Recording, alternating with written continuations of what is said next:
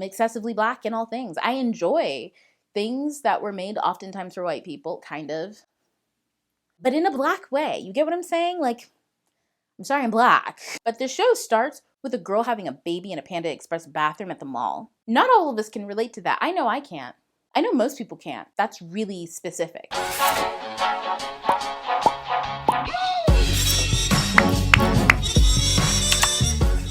Hey y'all, it's Francine Simone, your conscious consumer of dumb bitch shit. And today I am here to talk about Generation. If you haven't watched the show, but you want to find out if you should watch the show, I do not have spoiler things in here, so feel free to watch. Now, before I get into the topic of this video, which is why I think so many people were uncomfortable by Generation, I'm gonna just give a quick summary of the show. It's about a whole bunch of kids doing crazy shit, living crazy lives because life is crazy. 2020, 2021, where have you been? Life is wild. And that's about the summation of the show. No, I'm just kidding. So the show follows a main character, I want to say, and the main focal point of the show is probably Chester, a black biracial teen who is gay. And oh my God, love Chester. And a few of the people that he makes as friends, or at least I should say his friend group, they weren't all friends at the beginning of the show. You know, it was the start of the school year. But as they, you know, frequent each other's circles, they become friends. And we go home with different characters oftentimes, so they get their own point of view. We get to see what their lives are like and what's going on with them and how their individual lives and collective lives all impact each other and the experiences that they have and share. It's beautiful. I love it. I thought it was super deep. Not a lot of people did. Some people were very uncomfortable. Let's talk about it. So my first and biggest point of why I think people were uncomfortable with the show and what I'm going to kind of talk about in this entire video. So if you're triggered by it, you might just want to click off. For some reason, millennials really like to watch teen things and find themselves in it and find validation for their own childhood in it. I will never understand. Now, I have a lot of experience with this because I'm a young adult author. Plug shamelessly. Smash It. It's about a thick black girl just living her best romantic life and trying to figure out who she is in her high school years. If you enjoy funny commentary on life, excessive blackness, and a lot of goddamn drama, pick up Smash It by Francine Simone. That being said, as a young adult author, I had a booktube channel and I spent a lot of my time in the booktube space. That was where I took up most of my digital space. And when I tell you the largest demographic of people commentating, reading, and discussing in the larger digital space, young adult books for adults. That's not to say that there's no teens who read young adult books. They do. They just often got edged out of the community. They were either too young to be a part of these conversations because they made adults uncomfortable in their own space, or it was just that the adults weren't interested in teen perspectives because the teens didn't have the same opinions, thoughts, and feelings about these same teen books that they either loved or hated. Now, because I've seen that so often in the book space, I see it, I can't unsee it everywhere else. And caveat, I'm not saying that teens all enjoyed Generation. People are different. So while I'm using this as a very big, grand reason of why I think the majority of people were uncomfortable with this, I'm not saying that every individual person is uncomfortable with this because of this reason. Let's have nuance. So I'm just going to jump right in and talk about a lot of the different reasons why I believe millennials, first of all, watched this show, and second of all, found it uncomfortable. And first being Gen Z chaos. Now, again, nuance, y'all. I understand that generations are not a big swath of all individuals. They do not all fit into that individual tagline. Also, most generational, ideas and descriptions, like what it means to be a millennial, are very white-centered. Like, those people of color, oftentimes, I don't understand white millennials. It's not me. I don't do that life. I don't subscribe. I'm excessively black in all things. I enjoy things that were made oftentimes for white people, kind of, but in a black way. You get what I'm saying? Like, I'm sorry, I'm black. My commentary, all my thoughts, my views tend to be from my excessively blackness. So with that being said, I totally understand that these tags and these labels just don't really sum up everybody. And not every millennial had an issue watching Generation. Hence me. I loved it. Absolutely fucking loved it. But it all depends on the paradigm that you adopt in your own mindset. Like, are you really rigid in certain ways in thinking? And so here we are. The Gen Z chaos. If there's one thing that I've noticed about millennials, they really have an issue with Gen Z, it's the chaos factor. I don't know how many millennials resisted getting onto TikTok because they felt like it was a kid app. And by kid app, they meant Gen Z. And they felt like it, meant you had low attention span, while they're on Twitter scrolling for days, or on Instagram liking pictures and scrolling and not even remembering what they liked 2 seconds ago.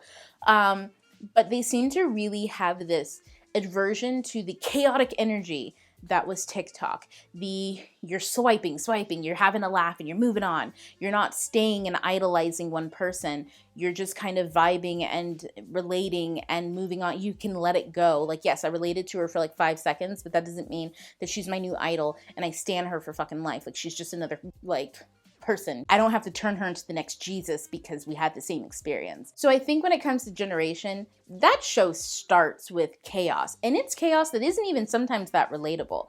This isn't a spoiler, but the show starts with a girl having a baby in a Panda Express bathroom at the mall. Not all of us can relate to that. I know I can't. I know most people can't. That's really specific. And the energy of that, the craziness of that, how kind of funny it is, but also like horrifying, because you feel like there should be some type of social consequence for these things, can be very uncomfortable for a millennial generation and even Gen X generation who grew up watching those PSAs where being pregnant meant the end of the fucking world. You know what I mean? We grew up watching Teen Mom and like, oh my God, don't like this cautionary tale. We grew up with like the Discovery Channel episodes where like a woman had a baby in a bathroom at Disney and didn't know she was pregnant. And like, that was supposed to scare you from ever having sex for the rest of your life. Millennials really grew up with consequence heavy media where being a teen, you could do crazy stuff, but there was definitely going to be adult consequences for it. And by adult consequences, I mean adults were going to come in at some point and you were going to have to suffer a consequence, whether it be your parents, teachers, the police, the government, the law, you know what I'm saying? Like whether it's kind of like that. And anything that you did that deviated from, I go to school, I have mild romances, maybe I had sex for the first time, but it turned out really bad because I decided to have sex in high school. That was always a thing. You could never watch a good sexual experience. It always turned out that the guy was either going to cheat on her afterwards, and she gave her prize to the wrong one, you know what I mean? Like her prized vagina, and was emotionally hurt by it, or ended up pregnant and therefore had bigger world consequences for it. So if you deviated from being mildly smart, getting into college, and doing good in school, then you were just a cautionary tale waiting to happen. Gen Z does not offer that approach. And the fact that they have such chaotic things happening and big things happening that can fairly oftentimes be fairly normal and relatable, but there are no big world consequences because that's not how the world works. I think it made a lot of millennials especially. And Gen X, I don't even know if these people were watching the show. They're so old now, no offense. And the commentary that they would have on it is so dry that I probably would not have that in my space anyways. And I don't mean like I can't stand Gen Xers. That's what I'm saying. I'm just saying that I don't frequent their paradigm. It's a bit antiquated, too antiquated for me. The paradigms in which they would exist where a show like this would just not be it. And they're like, I'm so uncomfortable, and not having a funny take of why they're uncomfortable that's self-aware, but rather a hypercritical take on why the show was just not it. I'm not likely to be in those spaces or see those things. So that being said, when talking about consequences and real world consequences, I think another issue that a lot of the older generation had with this show is how unuseful the adults were. They were very unhelpful. Every adult in this show had issues, except for a favorite auntie, but all of the other adults were very unhelpful. And I think that's because millennials we grew up with Disney, we grew up with Nickelodeon, we grew up with a lot of the sitcom TV shows not streaming. And so from the most of the programming on those shows were two-parent household. The parents, even if they're stiff old boomers, they've still got, a head on their shoulders, and they're here to lead the way. And 9 times out of 10, oh shucks, they were right. Even if I didn't feel like it, and even if I don't get along with mom and dad, they still have my best interest at heart. That's kind of the programming that we grew up with, and it really skated past how unhelpful adults really are, because most of them lack the emotional maturity to help anyone, let alone themselves. It deluded them, the boomers, into thinking that they were capable of anything.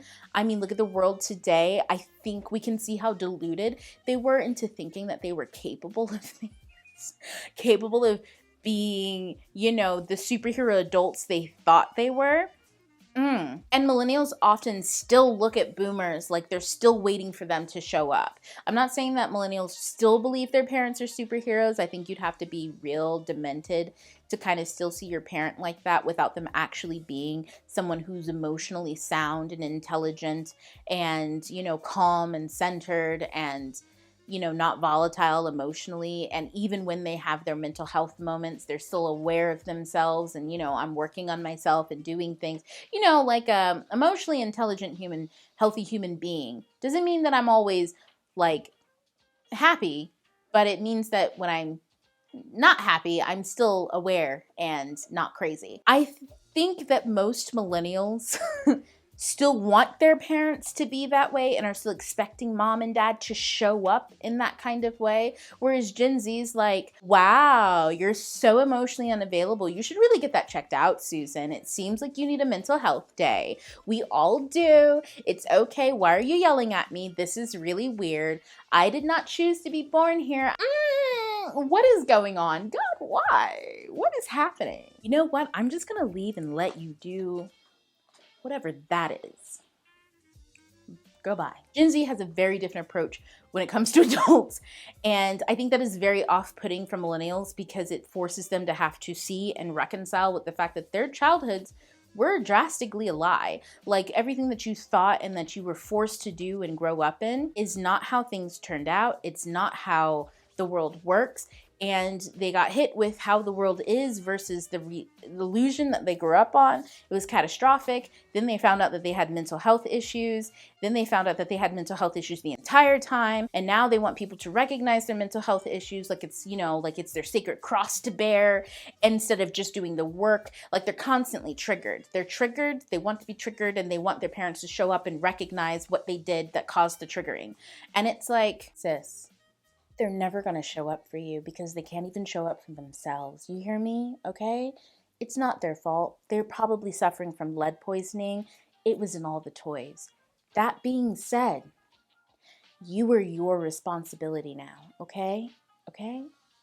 Take responsibility for yourself. Just do the healing work and move on. I feel like Gen Z has a better grasp on that, even though they're much younger and therefore don't have the experience or the tools to be able to do the amount of work that, say, their millennial counterpart could probably be doing at the same time.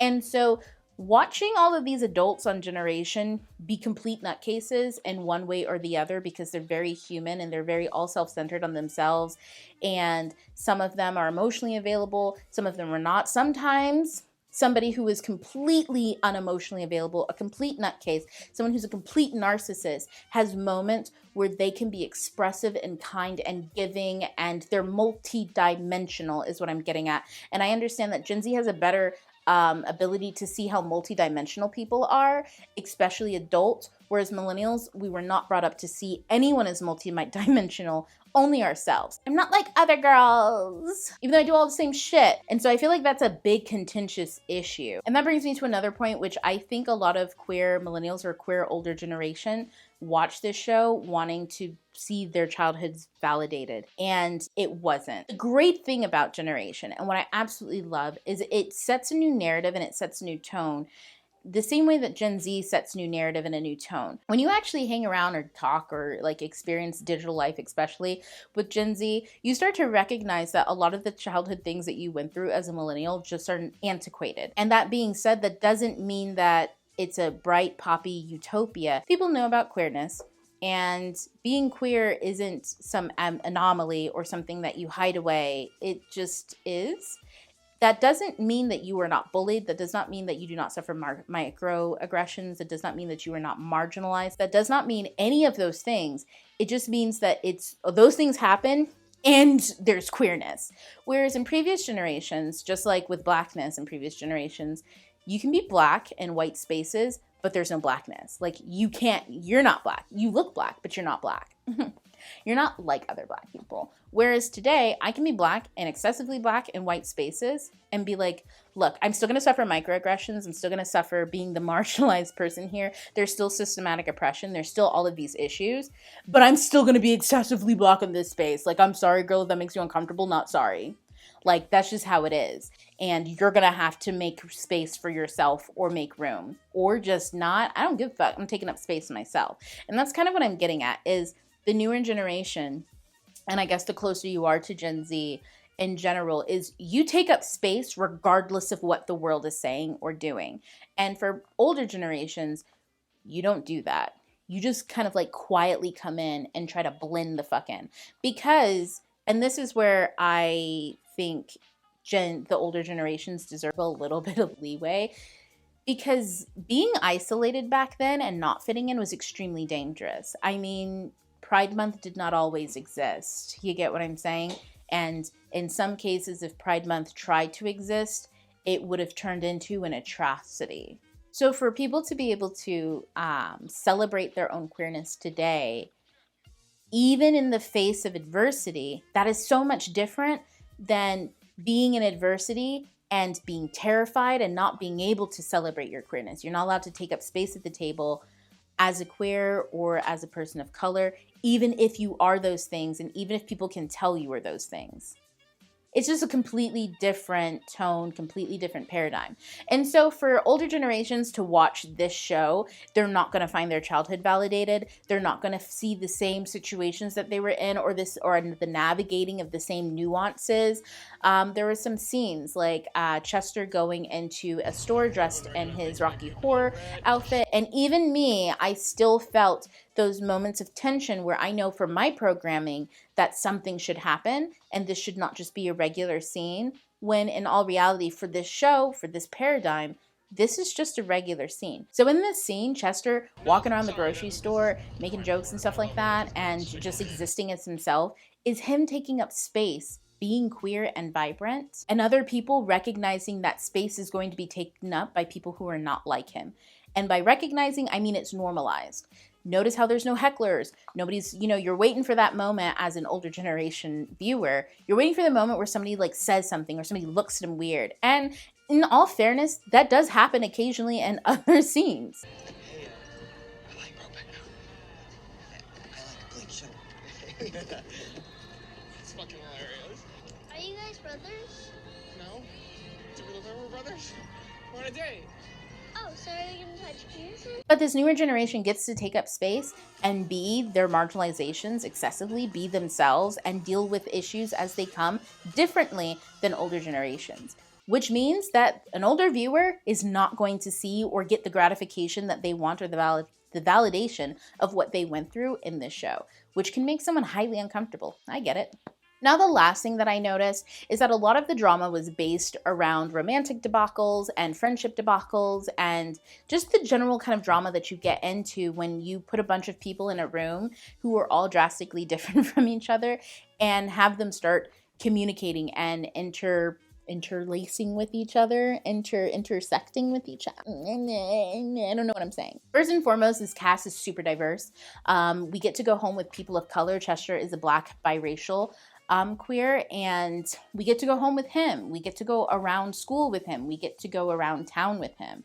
We get to see his intimate relationships, his friendships, things like that. And we also have Greta, who is Mexican. She's Mexican queer, and we get to go home with her and we get to see what her home life is like. We get to go around the world with her and see her deal with issues and problems. And then there's so many other people as well, just to name two. But I think what was so interesting about this show is while these people are obviously from different marginalized groups and race and sexuality, the show's not heavily based on their race or their sexuality. It's prevalent. They exist. They are excessively queer in many different ways. They are excessively Black in some ways, excessively Mexican in some ways, excessively whatever that means to them. That's the key terms, without the show bringing up trauma around those areas or them having to be the trauma keeper of their race. And I get it. When you grow up the way millennials had to, sis, it happens. That just doesn't mean that I'm interested in it, though. Like, I personally am not. I like relatable experiences. I like being able to see people be excessively themselves, not people being monoliths to teach white people that they're not all monoliths. It just, I'm done with it. I can't.